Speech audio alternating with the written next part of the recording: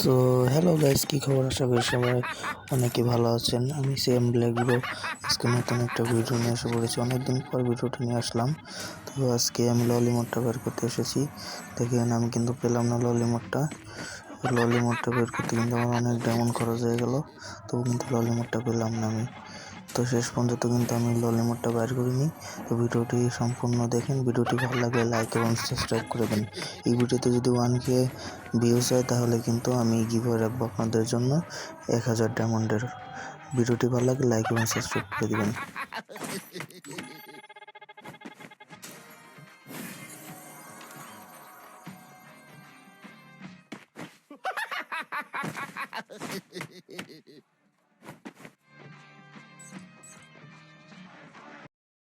Chegou a hora.